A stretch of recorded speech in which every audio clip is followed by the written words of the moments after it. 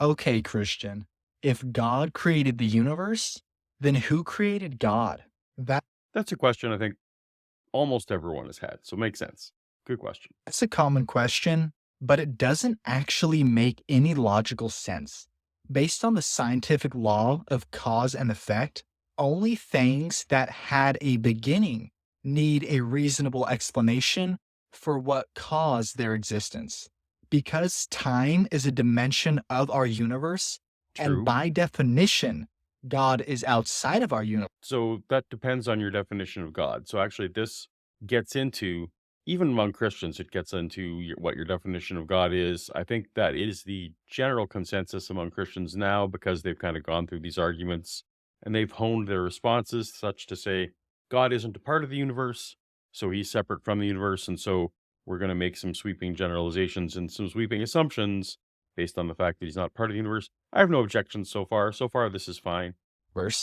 God had no beginning and therefore does not need any explanation for his existence. So if you've been watching my channel for a while, or other skeptical channels for a while, perhaps you kind of know what the objection there is. So what he's made is a brute force claim, is a thing such that it doesn't require an explanation. In philosophy, they call that a brute fact. It's just a fact that is there, and you accept it without needing explanation because there's really nothing to offer other than that brute fact. So God is a brute fact to many Christians. You can probably imagine what the objection is, but he actually raises it himself, which is why I like this video. Okay, well, why can't I just save a step and say that the universe has always existed? Great question. Although I wouldn't phrase it the universe because universe creates some confusion. I like to say why my brute fact is instead that the cosmos existed because cosmos, you can get outside of people's confusion about what the Big Bang is or isn't and what did or did not start at the point of the Big Bang. If they've not heard the word cosmos, it gives me a chance to talk about it with them. But that's fine. That's a great objection. Look, your brute fact is God. And if my brute fact is, I wouldn't say the universe, but this person who's objecting, which is himself, says, hey, the universe, and I'm going to assume that he meant the cosmos, all naturalistic things. We're both just coming at this for brute facts. And since there's really nothing to pick or choose between one or the other, hey, that we're kind of at a stalemate here. Now, Christians want to go into necessary being and contingent beings. That's just, by my view, that's just smoke screens here to try to wave your hands as to why one category of brute facts might be more plausible or palpable than another category of brute facts, but ultimately it's the same brute fact. The problem with that conclusion is that we know the universe had a beginning due to the Well, we don't. Well, I mean, that's why we have to get into universe and cosmos because, of course, if you're referring to our local instantiation of space-time, which is what our universe is, yeah, that had a beginning, but that doesn't mean that that was the beginning of everything that exists. That is not agreed to at all, and so don't let a Christian, or if you are a Christian, don't confuse these two things. The start of space-time is not the start of everything. And if you think that's what we believe, that's what a naturalist believes. That's not what a naturalist believes. second law of thermodynamics. And we also know that the universe could not have created itself due to the first law of thermodynamics. Sorry, I left that second law of thermodynamics slide and I shouldn't have, so we'll pretend I just stopped it there. So second law of thermodynamics is essentially that over time, the amount of usable energy available to a system decreases. And in thermodynamics, they call that entropy. I know there are applications beyond pure thermodynamics, but he's using the second law of thermodynamics as thermodynamics. So don't let entropy, that word, fool you into thinking that it's like, oh, disorder or whatever. It's really the amount of usable energy available to a closed system.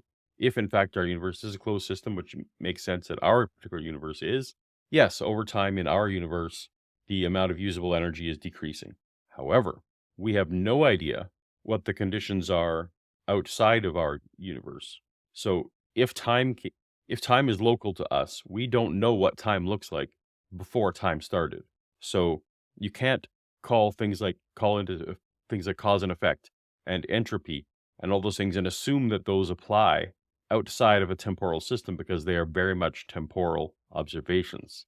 So I don't know is the honest answer to all this. We have absolutely no idea if entropy Second law of thermodynamics applies outside of our closed system.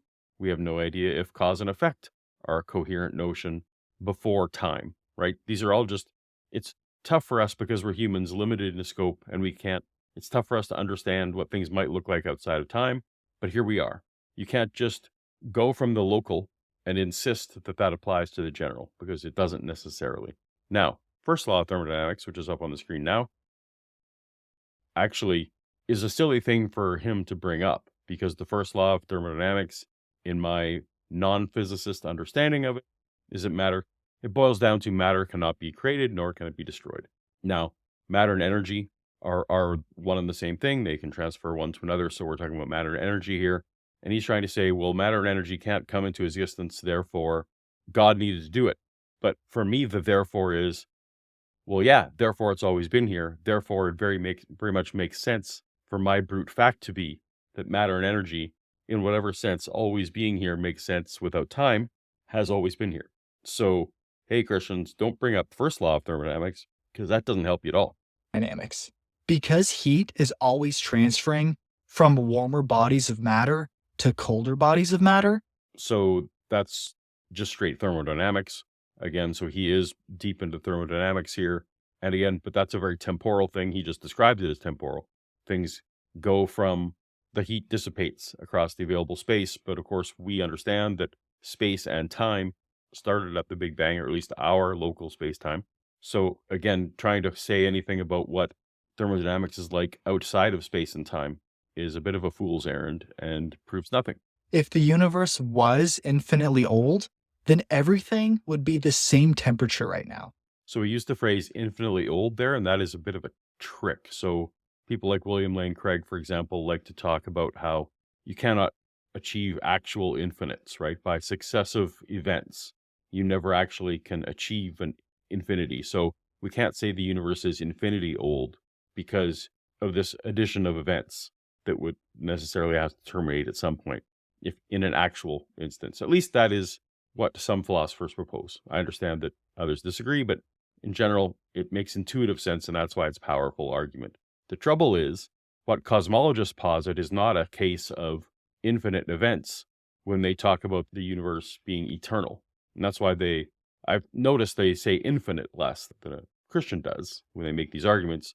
What they say is eternal, and the eternal is the placeholder for not understanding what it's like to be in existence outside of time.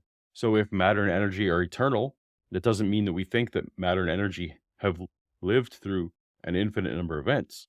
No, it means in some sense, they've always been. Now, I'm not a physicist. I'm not going to try and explain the various cosmological models to you. There's some excellent videos that go do that. I'm just pointing out here that language matters on some of these subtle details if you want to get into it.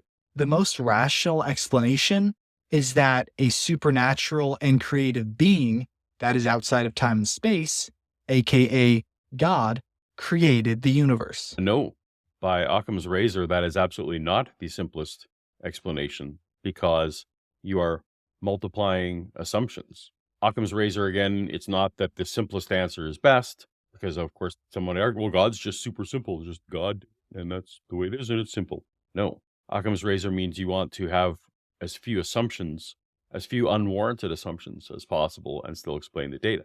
If someone like me comes around and says, my brute fact is that matter and energy is eternal, we know that matter and energy exists, so I am making no assumptions about the existence of anything. If you want to say that a God created it, sure, that's your brute fact, and sure, I can't disprove your brute fact, but it does add an assumption. It adds an assumption that there is something beyond the material world, and that something wants to create things. There's all kinds of assumptions that get added.